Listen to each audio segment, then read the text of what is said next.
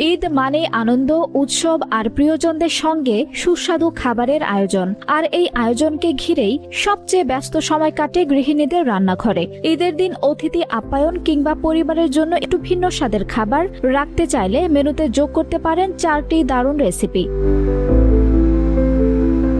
প্রথমেই থাকছে মজাদার লাচ্ছা সেমাইয়ের খিরসা।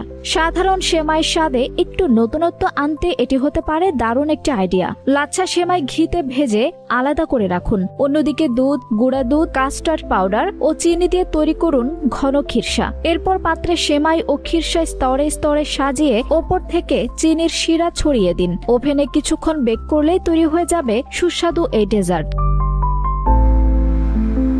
দ্বিতীয় পদ শাহী মোরগ মোসাল্লাম। ঈদের দিনে অতিথি আপ্যায়নের জন্য এটি হতে পারে রাজকীয় একটি খাবার। মুরগিকে আগে হালকা ভেজে নিয়ে পেঁয়াজ, আদা, রসুন বাটা, বাদাম বাটা, টক দই ও বিভিন্ন মশলা দিয়ে ভালোভাবে কষিয়ে নিতে হবে। এরপর মুরগি দিয়ে ঝোল শুকিয়ে এলে বেরেস্তা ও বাদাম কুচি ছড়িয়ে পরিবেশন করুন।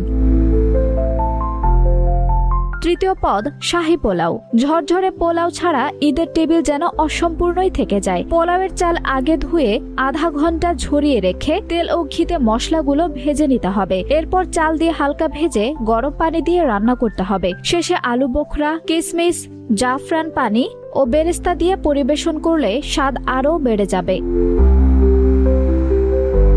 সবশেষে থাকছে কাটা মশলায় গরুর মাংস।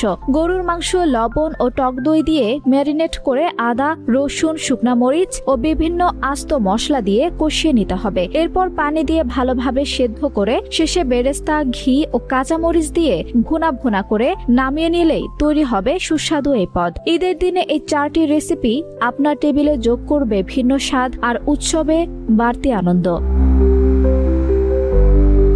আঞ্জুম হক আরবি, টাইম নিউজ ডেস্ক।